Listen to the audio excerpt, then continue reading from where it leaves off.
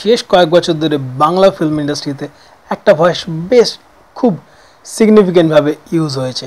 সেটা হচ্ছে, যদি আমি সৈয়দ মুখার্জির ফিল্ম ধরি, চতুষ্কোণ, সেখানে বসন্ত শেখ এসেছিল, কিংবা ওই সময়ের আশেপাশে মোটামুটি এসেছিল অন্য বসন্ত অদিতি রায়ের ডাইরেকশানে, তো সেখানেও ছিল একটা গান ছিল লগ্নজিতার ভয়েসে। কিংবা হালফিলে ধরি, শেষ 3 বছরে মোটামুটি মৈনাক ভূমিকের কাজগুলোতে একটা করে গান কম বেশি থাকেই লগ্নজিতার। 18তে ঘরে অ্যান্ড বাইরেতে ছিল, হৃদয়ের রং অনুপম রায়ের কম্পোজিশন ছিল, এবং লাস্ট ইয়ারে যখন চিনি এলো সেখানেও শীতল পাটি বলে একটা গান ছিল, সেটাও লগ্নজিতার ভয়েস। এবং এখানে ট্রেলারে ছিল না, টিজারের শো সম্ভবত, তো সেটাতে আমরা দেখেছিলাম যে কীভাবে লগ্নজিতার গানটাকে ইউজ করা হচ্ছে। আমি ট্রেলারটা রিভিউ করবার সময়, ট্রেলার না টিজার এক্স্যাক্টলি আমার এখন খেয়াল পড়ছে না অ্যাকচুয়ালি, তো রিভিউ করার সময় আমি বলেছিলাম যে সব থেকে বেশি আমার ভালো লাগছিল ওই গানটা ব্যাকগ্রাউন্ডে যেভাবে ইউজ করেছে থ্রু আউট দ্যাট ট্রেলার না টিজার যেই হয়ে থাক।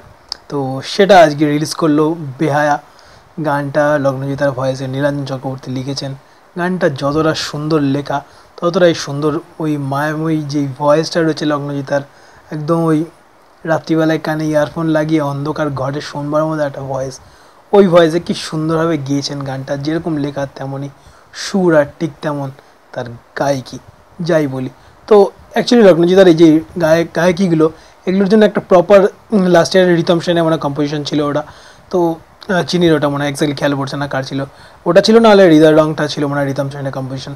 তো এই কম্পোজিশনগুলো মানে কিছু কিছু কম্পোজিশন তৈরি হয় সেই এক্স্যাক্ট গায়কের জন্য বা এক্স্যাক্ট গায়িকার জন্য। তো এখানেও যেন এই গানগুলো যেন তার জন্যই তৈরি, কি প্রপার কাস্টিং আমরা বলে থাকি সিনেমাতে, তো এখানে গানের ক্ষেত্রে যেন তাই একদম লগ্নজিতার জন্যই এই গানগুলো সৃষ্টি, তাই মনে হয় আমার অ্যাটলিস্ট। তো গানটা ভালো লেগেছে, দেখা যাক সিনেমাটা কীরকম কী হয়। আমি তো অ্যাটলিস্ট সিনেমাটা জন্য বিশাল করে ওয়েট করে আছি। অ্যাটলিস্ট 91টা আমি ট্রেলার না টিজার যেটা এসেছিলো সেটা নিয়ে রেখে আমি বলেছিলাম যে আমার ভালো লেগেছিলো। চিনিটার কি রিভিউ রিয়াকশান আমি অতটাও এসেছিলাম না, মৈনাক ভূমিকে বিশাল রিপিটেটিভ লাগছিলো। এই বছরও মৈনাক ভূমিকে যে কাজটা এলো বয়ফ্রেন্ডস অ্যান্ড গার্লফ্রেন্ডস বলে, ওটা খুব একটা জমেনি, অ্যাটলিস্ট শুধু আমার নয় অনেকেরই জমেনি, পরে রিভিউতে আমি দেখেছিলাম। তো দেখা যায় 91টা কেমন হয়, তিনি ফিরিয়ে নিয়ে আসেন 3টে প্রজন্মের গল্প, এবং তার সঙ্গে টিপিক্যাল মৈনাক ভূমিকে স্টোরি টেলিংয়ের মধ্যে কিছু আমরা নতুনত্ব পাই কিনা সেটা দেখবার জন্য মুখিয়ে রয়েছি। তার প্রেজেন্টেশন স্টাইলের মধ্যে কিছু এবার বদল আমরা অ্যাজ অ্যান অডিয়েন্স পাই কিনা, দেখা যাক। তো গানটা বেশ ভালো লেগেছে, যারা দেখেছেন গানটা বা গানটা যারা শুনেছেন অলরেডি ভিডিওটাও ঠিকঠাকই, তারা অবভিয়াসলি কমেন্ট বক্সে জানান আপনাদের কেমন লাগলো গানটা। তো আজকের পরে আপডেটে মুভ করি।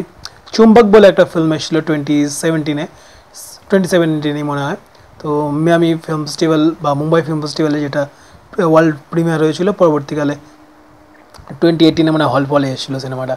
তো ওই সিনেমাটার জন্য অ্যাকচুয়ালি ওই সিনেমাটা অক্ষয় কুমারের চোখে পড়ে, সিনেমাটা তার ভালো লাগে বেশ, তো সেই জন্য তিনি এই সিনেমাটার প্রেজেন্টার হতে চান এই চুম্বক বলে মারাঠি ফিল্মটার 2017-18 ওই সময়টাতেই।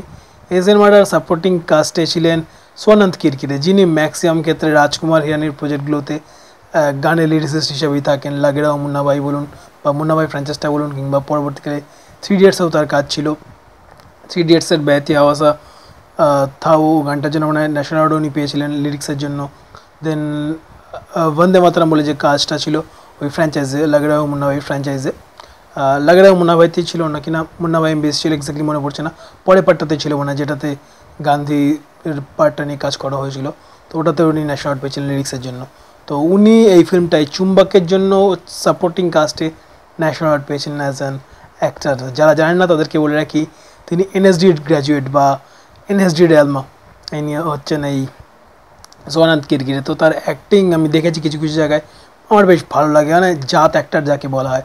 তো এই সিনেমাটা আসতে চলেছে সোনি লিভে 12 নভেম্বরে। তার টিজারই খুব সম্ভবত, আমি এটাও ভুলে গেছি, টিজার না ট্রেলার চাওক আমি ডিসক্রিপশানে লিঙ্ক দিয়ে দেবো। তো সেটা এসছে গতকাল না গত পরশু দিনে এসছে, সোনি লিভের ইউটিউব চ্যানেলে অ্যাভেলেবেল আছে, আপনারা গিয়ে চেক আউট করতে পারেন। ফিল্মটাকে স্লাইস অফ লাইফ রাখা হয়েছে। আর আজকালকার দিনে যেরকম মোবাইলে আমাদের একটা টুক করে মেসেজ চলে আসে যে আপনি এত লাখ জিতেছেন, আপনি এত কোটি জিতেছেন, আপনি এত মিলিয়ন জিতেছেন, কিংবা আপনি এত বিলিয়ন রুপিস জিতেছেন, সেটা আপনাকে পাঠানো হবে, তার বদলে আপনাকে কিছু টাকা পেমেন্ট করতে হবে, আপনার এই ডকুমেন্টসগুলো দিতে হবে। এই যে কন্টেম্পোরারি যে ইস্যুগুলো, সমসাময়িক ব্যাপারগুলোকে তুলে নিয়ে একটা কমেডির আকারে আপনার কাছে একটা উপস্থাপন করা হবে, যেটুকু যা মনে হলো টিজার ট্রেলারটা দেখে। তো আমার বেশ ভালো লাগলো কাজটা। সোনি লিভে আসছে 12 নভেম্বর মারাঠি ফিল্ম চুম্বক। তো চাইলে আপনারা গিয়ে দেখতে পারেন, আমি ডিসক্রিপশন বক্সে দিয়ে দেবো লিঙ্কটা। তো এরপরে আর দুটো আজকের আপডেট দিয়ে এই ভিডিও শেষ করব। প্রথমটা অবভিয়াসলি ট্রিপলারের একটা বড় আপডেট আসতে চলেছে, তার কিছু গ্লিমসেস আসতে চলেছে 1 নভেম্বর সকাল বা দুপুর যাই বলি 11টার সময়। তো এই ফিল্মটার টিজার শুনছিলাম একটা কিছু আসবে গতকাল, তো মোটামুটি সারাদিন ওয়েট করি, তো আসে না আর কিছুই। তো আজকে জাস্ট জানতে পারলাম যে আগামী 1 নভেম্বরে দুপুর 11টার সময় এটার একটা কিছু গ্লিমসেস আসতে চলেছে, একটা অফিসিয়াল আপডেট, অফিসিয়াল কনফার্মেশন দিয়ে রাখলাম। আর এছাড়া কার্তিকেয়ার আপকামিং যে ফিল্মটা রয়েছে রাজা বিক্রমার্ক, তো ওটারও ট্রেলার আসতে চলেছে আগামী 1 নভেম্বর বা 1 নভেম্বর। সিনেমাটা হলে রিলিজ পাবে 12 নভেম্বরে। এখানে একজন এনআইএ এজেন্টের ভূমিকায় রয়েছেন কার্তিকেয়া। তো এবার তিনি তার জবে ঢোকেন এবং জবে ঢুকে তার জবের ওই সিচুয়েশান বা একটা জবের যেরকম তার পরিস্থিতিগুলো থাকে সেগুলোর সঙ্গে তিনি অ্যাকাস্টমড হওয়ার চেষ্টা করছেন। ওই মুহূর্তে তার ফার্স্ট যে মেজর কেসটা আসে এবং সেখানে সেই কেসটা নর্মালভাবে এগোতে এগোতে একটা ড্রাস্টিক টার্ন নেয়। এবার তারপর সেই টার্নের সঙ্গে তিনি কীভাবে অ্যাকাস্টমড হতে পারেন না কিনা পারেন না, এসব নিয়ে মোটামুটি গল্পটা এগোর এই রাজা বিক্রমার্কার। তো এতখানি অবধি আমার অ্যাটলিস্ট জানা রয়েছে, এর থেকে বাকিটা অবভিয়াসলি 12 নভেম্বরের হল রিলিজ হলেই জানতে পারা যাবে। তো এই ছিল আজকের আপডেট, আজকের রিভিউ, রিয়াকশান যাই বলুন সব মিলে একটা খিচুড়ি ভিডিও হলো। যারা যেগুলো সম্বন্ধে যা জানেন, যা জেনেছেন সেগুলো সম্বন্ধে কোনো দ্বিমত থাকলে অবভিয়াসলি কমেন্ট বক্সে জানানো বটে, আমরা সেখানে আলোচনায় বসতেই পারি। আর আমার ভিডিও প্রথমবারের জন্য দেখে থাকলে চ্যানেলটাকে অবশ্যই একটা সাবস্ক্রাইব করতে ভুলবেন না। Bye bye.